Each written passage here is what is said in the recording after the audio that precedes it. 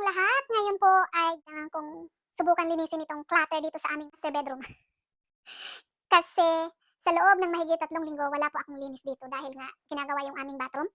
So, hindi ako makakilos ng maayos, hindi ako makapaglinis ng maayos kasi naman guys, tingnan mo yung aming clutter. Ayan. Tapos, sobrang alikabok na dahil nga sa gawa ng reconstruction ng aming bathroom. Sobrang dumi na, oh. Kapal ng alikabok. Tapos, tingnan niyo kasi itong side table dito sa side ng aking asawa. Hmm. Sobrang kapal. So ngayon susubukan natin siyang linisin kahit hindi masyadong malinis, at least medyo maayos kasi hindi ako makakilos na maayos. Itong nasa sa sahig guys mo. See? So ayun guys, samahan niyo akong maglinis. Muna guys yung ating lilinisin. May plastic cover. Grabing dumi.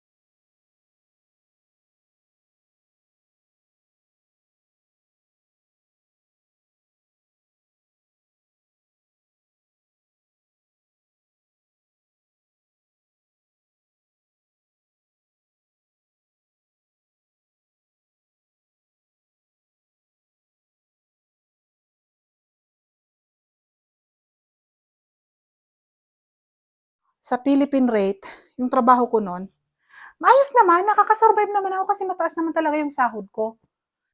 Nagwo-work pa din ako, hindi naman ako nag-resign kasi nga 'di ba, sayang din naman yung opportunity na nandito ka nga, nakanganga ka lang din naman, wala kang trabaho kasi hindi ka pa rin naman agad-agad makakapagtrabaho. So, nakiusap ako sa boss ko na kung pwede mag-work from home na lang muna ako. Hindi muna ako magre-resign. So, ayun, ginawa ko nga. Hindi ako nag-resign sa previous employer ko. Tapos, sumasahod ako in Philippine money. Tapos, ito na, syempre nga naman, di ba, mas madami yung, mas malaki yung opportunity natin dito sa USA. Kaya ayun, hinimok ako ng asawa ko na sabi niya sa akin, ano kaya maghanap ka na lang dito ng trabaho, at least mas makakatulong ka ng mabuti sa mga anak mo kasi nga 'di ba? May 3 anak yung lola niyo na nag-aaral, puro nasa college. Kaya, opportunity nga naman yun na hindi natin pwedeng hindian. Kasi capable naman tayo magtrabaho. So, ayun na nga. Sa madaling sabi, nagtrabaho pa din ako sa Philippine employer ko for 1 year and 3 months. And then, nagpaalam naman ako ng maayos. Yung, alam mo yung turnover na maayos, pakiusapang maayos. Kaya, ayun, hanggang ngayon maayos pa din naman yung relationship namin ng boss ko. Yung, may communication pa din naman kami minsan. Kaya lang, syempre, busy ako, busy siya. Tapos, magkaiba yung oras namin, magkaiba yung oras natin, iba sa oras sa Pilipinas saka dito. Pero, ayos yung ano namin, wala kaming samaan ng loob na, di ba, alam mo yun. Wala akong masabi sa boss ko. Kudos to Ma'am Leila Punsalan. Dahil po sa inyo, tinuruan niyo po ako sa inyo po ako natuto ng lahat. At masaya po ako na naging employee po ako ng GLNet for 10 years. And hindi ko po makakalimutan yun. Tatanawin ko po yun na utang na loob sa inyo. So, ayun na nga guys, nandito na tayo naglilinis sa dresser. Anik-anik na topic na lang yung napag-uusapan natin. Pero yun na nga. So, sa ngayon, ang mga anak ko nasa Pilipinas, yung panganay ko nag-aaral pa din, college, pero graduating na siya in the next 2 years. Sa ano siya nag-aaral? Sa National University. Is it right? NU. Yun, sa NU siya nag-aaral. Tourism yung kinukuha niyang course. Trisim ang course ng tourism. So, matagal. Yung dating 5 years, dinagdagan ng another year. So, kaya graduating siya in the next 2 years. So, 2025. Pero yung babae ko, graduated na po siya. Graduated na siya sa Bicol University College of Agriculture. And then, yung bunso ko naman po, second year college sa STI. So, ayun. Kahit papano, unti-unti nang natutupad yung mga pangarap ko sa mga anak ko.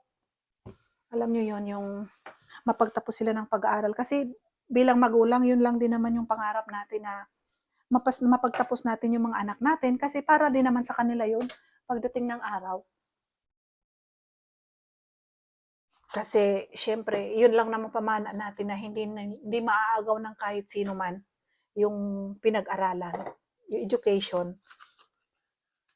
Para, syempre, pagdating ng araw, hindi naman tayo habang buhay na nandito sa ibabaw ng mundo. At least, marunong na sila. Alam na nila, alam niyo yun, yung magkakaroon sila ng maayos na trabaho, maayos na pamilya. Hindi naman lahat habang buhay na single sila. Pero at least, nahimok natin sila sa maayos na paraan. Alam niyo yun, guys. Mga nanay, buhay nanay. Ayan. Ang gulo ng aming dresser. Dahil nga, super dumi. Ayan. Punas lahat ng items kasi nga madumi.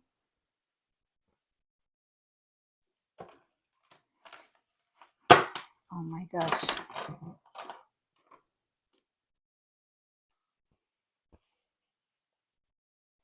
Kaya, konting tiis-tiis lang.